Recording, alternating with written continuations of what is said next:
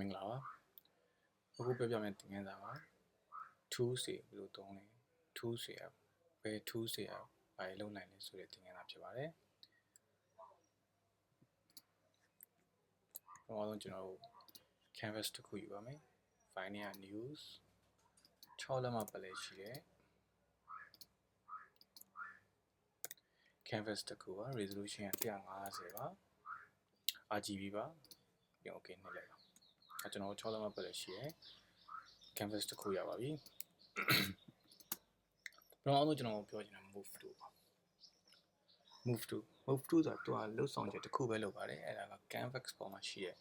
object တွေကျွန်တော် create လုပ်လိုက်တဲ့မြည်သည့် object ကိုမဆိုသူကရွှေ့တဲ့လုပ်ငန်းတစ်ခုပဲလုပ်ပါတယ်ဘယ်နေရာရွှေ့ခြင်းတဲ့နေရာကို move to လေးနဲ့ရွှေ့လို့ရပါတယ်သူကဒီလှုပ်ဆောင်ချက်ကလွှင့်ရင်ကျန်တာမှမလုပ်ပါဘူးဒီလှုပ်ဆောင်ချက်တစ်ခုပဲလုပ်ပါတယ်ဒါ move to ပါ move to ရဲ့အောက်မှာရှိတာ rectangle marquee tools ပါ marquee tools group လို့လည်းကျွန်တော်ခေါ်လို့ရပါတယ်ဒီမှာ marquee tools တွေအများကြီးရှိပါတယ် rectangle marquee tools ellipse marquee tools single row marquee tools နဲ့ single column marquee tools ၄ခုရှိပါတယ်ကျွန်တော်အဲ့မှာ၄ခုမှာကျွန်တော်2ခုသင်ရပါပြီအောက်က single row marquee tool နဲ့ single column marquee tools က web designer တွေသုံးရပါတယ်သူက1 pixel web ပဲရှိတဲ့ line လေးတွေကိုသုံးတဲ့အခါကျရင်သုံးပြပါတယ်ဒါက single column marquee tool ပါဒါက single row marquee tool ပါသူ့မှာ1 pixel ပဲ1 pixel အကျယ်ပဲရှိတဲ့ web ပဲရှိတဲ့ object လေးတစ်ခုနဲ့ကျွန်တော် color fade လုပ်တဲ့အခါကျရင်သုံးပါတယ် line tools တွေပါလေးနဲ့သုံးလို့ရပါတယ်ဒါကြောင့်ဒီ tools ကကျွန်တော်တိတ်မှတ်ထားကြမလို့ပါဘူးအခုကျွန်တော်ပြောပြမှာက rectangle marquee tools ပါ rectangle marquee tools ဆိုတာကျွန်တော်တို့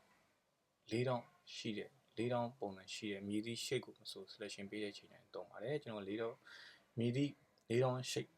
ကိုမဆိုဆွဲတဲ့အခါကျရင်ဒီ tools ကိုသုံးလို့ရပါတယ် mouse ကိုဖိပြီးဆွဲလိုက်ပါကိုကြိုက်တဲ့ size လေးကိုဆွဲလို့ရပါတယ်တကယ်လို့ကိုကအနားညီညီလေးဆွဲခြင်းနဲ့ဆိုရင်တော့ shift လေးခိုင်ဆွဲပါ shift လေးကိုင်ပြီးဆွဲမယ်ဆိုရင်ကျွန်တော်အနားညီတဲ့၄တောင်းတုံးလေးတစ်ခုရပါ၄တောင်း shape လေးတစ်ခုရမှာဖြစ်ပါတယ်အဲ့လိုမျိုးပဲကျွန်တော်တို့အလယ်ကနေဖြာထွက်ခြင်းဆိုရင်တော့ alter key လေးကိုကိုင်ပြီးဆွဲရပါတယ် alter key လေးကိုင်ပြီးဆွဲလိုက်ပါဒါအလယ်ကနေကျွန်တော်ဖြာထွက်သွားပါတယ်ကျွန်တော်ကြိုက်တဲ့ size ကိုဆွဲလို့ရပါတယ်အဲ့လိုမျိုးပဲကျွန်တော်၄တောင်းလေးညီခြင်းနဲ့အလယ်ကလည်းဖြာထွက်ခြင်းနဲ့ဆိုရင်ကျွန်တော် shift နဲ့ order လေးနဲ့ဖိပြီးတော့ဆွဲလိုက်ပါအဲ့ဒါဆိုရင်ကျွန်တော်အလယ်ကနေဖြာထွက်တဲ့ object လေးတစ်ခုရမှာဖြစ်ပါတယ်ဒီလိုပါပဲ ellipse tool လေးလိုပါပဲကျွန်တော်ကြိုက်လို့ဘဲဥပုံအပုအဝကြိုက်တဲ့ပုံလေးဆွဲလို့ရပါတယ်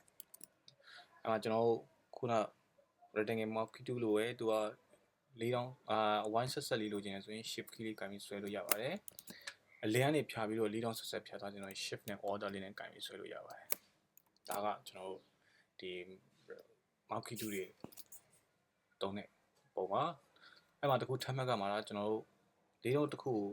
ကျွန်တော်ဆွဲလိုက်တယ်နောက်တစ်ခုဆွဲတဲ့အခါကျရင်ပထမဆွဲထားတဲ့ selection ကပျောက်သွားမှာဖြစ်ပါတယ်ကြိုက်လို့ဆွဲကြည့်ပါအဲ့တော့ပထမ selection လည်းမပျောက်ဘူးတခြား selection ကိုလည်းကျွန်တော်တို့ထပ်ပြီးတော့ထပ်ထည့်ခြင်းတယ်ပေါ့နော်ဒီမှာ selection ထပ်ထည့်ခြင်းတယ်ဆိုရင်ကျွန်တော် shift key လေးကိုင်ပါ cursor လေးကပုံစံပြောင်းသွားမှာဖြစ်ပါတယ် plus size လေးနဲ့ cursor လေးကပုံစံပြောင်းသွားမှာဖြစ်ပါတယ်ဒါ shift key လေးကိုဖိလိုက်တာပါဒါက shift key လေးကိုလွှတ်လိုက်တာပါ shift key လေးကိုဖိပြီးတော့ကျွန်တော်တို့ cursor ပြောင်းသွားပြီဆိုရင်ကျွန်တော်ထည့်ခြင်းတဲ့ shape ကိုကျွန်တော်ထည့်လို့ရတာဖြစ်ပါတယ်ကြက်လောက်ထည့်ပါကျွန်တော်ထည့်တဲ့ shape လေးကပေါင်းအောင်မှာဖြစ်ပါတယ်အဲ့လိုမျိုးပဲကျွန်တော်တို့ selection တွေပို့သွားတယ် selection များသွားတယ်အဲ့ selection တွေကိုကျွန်တော်တို့ပြန်ဖြတ်ခြင်းနဲ့ပြန် short ခြင်းနဲ့ဆိုရင်ကျွန်တော်တို့ order key လေးကိုကင်ထားပါတယ် order key လေးနဲ့ကျွန်တော်ပြန် short လို့ရပါတယ် selection တွေကအဲ့ဒါ selection ပြန် short တာပါကျွန်တော်တို့ shift key ကိုင်ခြင်းဟာ selection ပေါင်းတာဖြစ်ပြီးတော့ order key ကိုင်ခြင်းဟာ selection တွေပြန် short တာဖြစ်ပါတယ်အဲ့ကျွန်တော် selection တွေပြန် short လို့ရပါတယ်ဒါ order key ဟာ selection နှုတ်တာဖြစ်ပြီးတော့ shift key ရော selection ကိုပေါင်းတာဖြစ်ပါတယ်ဒီ selection ဒီအခုလုပ်နေတဲ့ selection ကိုပြောင်းခြင်းဖြောက်ခြင်းနဲ့ဆိုရင်တော့ select ထဲကဒီ select ပါshort key ကတော့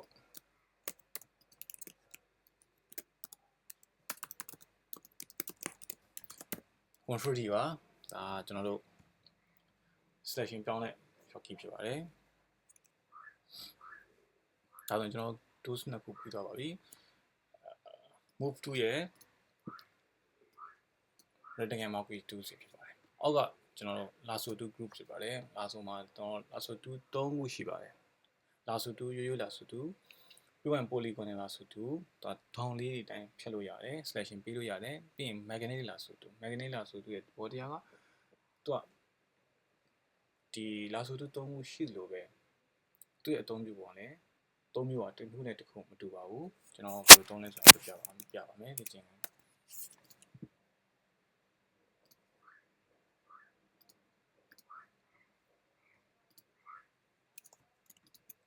ပထမဆုံးကျွန်တော်တို့ lasso 2လေးကိုသုံးခဲ့ပုံပြပါမယ် lasso 2လေးသုံးတယ်ဆိုရင် lasso 2လေးကိုယူလိုက်ပါပြီးရင်ကျွန်တော် selection တွားခြင်းတဲ့နေရာကိုဖိပြီးတော့ကျွန်တော် selection ဆွဲပါပါ mouse ကိုမလွှတ်ရပါဘူးတကယ်လို့ကိုက mouse ကိုလွှတ်လိုက်ရဆိုရင်သူကစမှတ်နဲ့ဆုံးမှတ်နဲ့တွားပြီးတော့တခါလေးတွားပြီးတော့ထိဆက်လိုက်မှာဖြစ်ပါတယ်အဲ့တော့ကျွန်တော်တို့ကဖြတ်ချင်တဲ့ selection ကိုကျွန်တော်တို့က mouse ကိုမလွှတ်ရပါဘူး slide ဆွဲသွားမှာဖြစ်ပါတယ်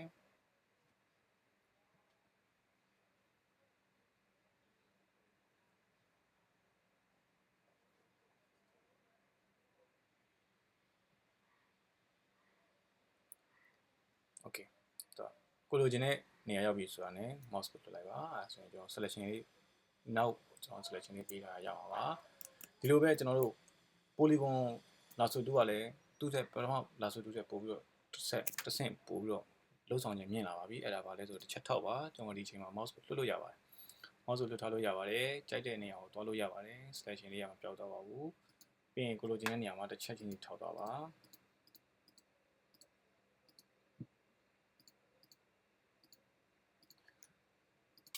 သူကတဖြည်းဖြည်းနဲ့ကျွန်တော်တို့လိုချင်တဲ့အတိုင်းအတာကိုရေးရလာမှာဖြစ်ပါတယ်ပို့ပြီးတော့အဆင်ပြေလာလို့သုံးဆွဲရတဲ့လူတယောက်တွေလည်းပို့ပြီးတော့အဆင်ပြေလာလို့ပို့ပြီးတော့လည်းတိကျတဲ့ပုံစံမျိုးကိုရရှိလာမှာဖြစ်ပါတယ်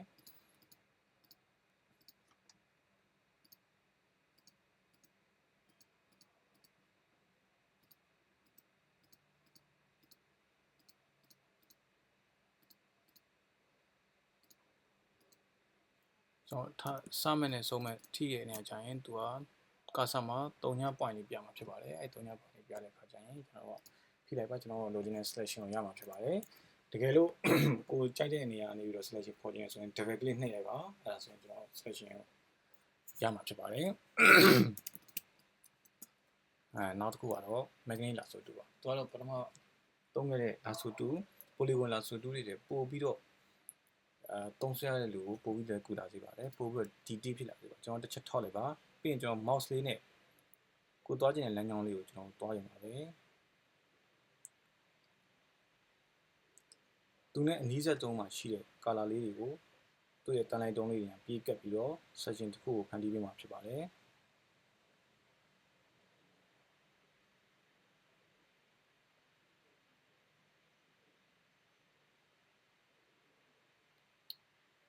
mouse ကိုလွှတ်ထားလို့ရပါတယ်ကျွန်တော်လမ်းကြောင်းလေးပဲပေးရုံပဲလိုပါတယ်သူလည်းပထမ polygon lasso 2လို့ပါပဲစမဲ့နဲ့စုံမဲ့ထိတဲ့နေရာကျရင်သူက3ညအမှတ်လေးပေါ်လာပါမယ်အဲ့ချိန်ကျရင် click လုပ်လိုက်ပါကျွန်တော်လိုချင်တဲ့ selection လေးရမှာဖြစ်ပါတယ်ဒါတော့ကျွန်တော်ဒီ polygon lasso 2 ရိုး lasso 2နဲ့ magnetic lasso 2ကိုသင်ရတဲ့ရည်ရွယ်ချက်က beginner level မှာ selection တစ်ခုကိုအလွယ်တကူဖြစ်နိုင်အောင်သင်ပေးတာဖြစ်ပါတယ်ဒီ 2 state ထက်ပိုကောင်းတဲ့ 2 state နောက်ကျရင်သင်ရမှာဖြစ်ပါတယ်ဒီ 2 state တွေပိုကောင်းတယ်ပိုပြီး detail ကျတယ်တဲ့ 2 state နောက်မှာရှိလာမှာဖြစ်ပါတယ်ဒါကြောင့်မို့ဒါကိုလေ့ကျင့်တဲ့အနေနဲ့ပဲမှတ်သားဖို့လိုအပ်ပါတယ်ကျွန်တော် selection ဖြောက်ချင်တယ်ဆိုရင် control လေးနဲ့ပါ selection ဖြောက်ပါမယ်နောက် tools တစ်ခုကတော့ quick selection 2ဖြစ်ပါတယ် quick selection 2နဲ့ magic one 2နဲ့အတူတူပါပဲသူကကျွန်တော်အနည်းဆက်ဆုံးကာလာလေးကို selection ပေးတာဖြစ်ပါတယ်ကျွန်တော်ဒီအစိမ်းအောင်လေးသုံးဝက်ကို selection ပေးနေလို့တစ်ချက်နှိပ်လိုက်ပါသူနဲ့ပတ်သက်တဲ့အစိမ်းအောင် group လေးကိုရရှိမှာဖြစ်ပါတယ်ဒီလိုမျိုးပဲကျွန်တော်တို့ wire group လေးကို selection ပေးခြင်းနဲ့ဆိုရင်လည်း wire group လေး select လုပ်လိုက်ပါသူနဲ့တူတဲ့ wire group လေးကို select ရမှာဖြစ်ပါတယ်သူအများသောအားဖြင့် color တညီတညာလေးဖြစ်နေတဲ့ background တွေကို အယောင်ဖြတ်မှာအသုံးပြုပါတယ်နောက်ပိုင်းကျရင်လေ့ကျင့်ခန်းနေနဲ့ဒီ23ပုံကျွန်တော်လေ့ကျင့်ကြမှာဖြစ်ပါတယ်အော် crop tool ပါ crop tool ကတော့ကျွန်တော်အခုလက်ရှိလုပ်နေတဲ့ dashboard ကြီးတစ်ခုလုံးကို canvas တစ်ခုလုံးဖြတ်ဖြစ်တာဖြစ်ပါတယ်ကျွန်တော် crop tool လေးယူလိုက်ပါသူရဲ့ crop အမှတ်အသားလေးပေါ်လာမှာဖြစ်ပါတယ်အဲ့ချိန်ကျရင်ကျွန်တော်လိုချင်တဲ့နေရာကိုသူ့ရွှေ့လို့ရပါတယ်ထောင်းလေးတွေကနေရွှေ့လို့ရပါတယ်ပြီးရင်ကျွန်တော်တို့ရဲ့ selection ကိုဆောင်းလို့ရပါသေးတယ်ကျွန်တော်နောက်က canvas တစ်ခုလုံးကိုဆောင်းလို့ရပါသေးတယ်ကျွန်တော်ကြိုက်တဲ့အချိန်တွေရပြီလားကျွန်တော်ကြိုက်တဲ့အချိန်တွေရတဲ့အချိန်တွေဆောင်းလို့ရပါတယ်ကျွန်တော်လိုချင်တဲ့နေရာကိုရွှေ့လို့ရပါတယ်တကယ်လို့ကျွန်တော်လိုချင်တဲ့အနေထားအပြင်ဘက်ရောက်သွားရင်ဆိုရင်သူကဖြူသားထွက်သွားမှာဖြစ်ပါတယ်ကျွန်တော်လိုချင်တဲ့အသားနေရာလေးကိုရွှေ့ပါကျွန်တော်အဆင်ပြေပြီးကျွန်တော်ကြိုက်ပြီဆိုရင် enter လေးခေါ်လိုက်ပါအဲဒါဆိုရင်ကျွန်တော်လိုချင်တဲ့အတိုင်း canvas ကိုဖြတ်ပေးသွားမှာဖြစ်ပါတယ်ဒါ canvas ဖြတ်တဲ့ tools တစ်ခုဖြစ်ပါတယ် eyedropper 2 eyedropper 2ကကျွန်တော်သူ့ရဲ့လုပ်ဆောင်ချက်ကရိုးရှင်းပါတယ်သူကတခုပဲလုပ်ပါတယ်ဒါပေမဲ့အရန်ကိုအသုံးဝင်တဲ့ tools တစ်ခုဖြစ်ပါတယ် designer တွေအတွက်ဥပမာကျွန်တော်တို့ကဒီအခွာရောင်လေးကိုလိုချင်တယ်ဒါပေမဲ့ဒီရောင်ရဲ့ကုတ်ကဒီရောင်ရဲ့ color code ကဘယ်လောက်မှကျွန်တော်မသိပါဘူးအဲ့တော့ဒီရောင်လေးရဲ့ color code လိုချင်တယ်ဆိုရင်ကျွန်တော်တို့ကဒီရောင်လေးကိုဒီတော့တစ်ချက်နှိပ်လိုက်ပါနှိပ်လိုက်တာနဲ့တခါလေကျွန်တော်တို့ဒီမှာ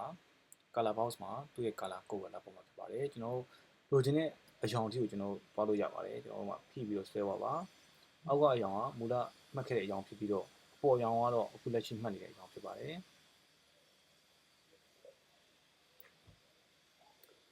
ကြိုက်ပြီဆိုရင်ကျွန်တော်တို့လွတ်လိုက်ပါအဲဆိုရင် eyedropper 2နဲ့လိုတဲ့ပုံရမှာဖြစ်ပါတယ်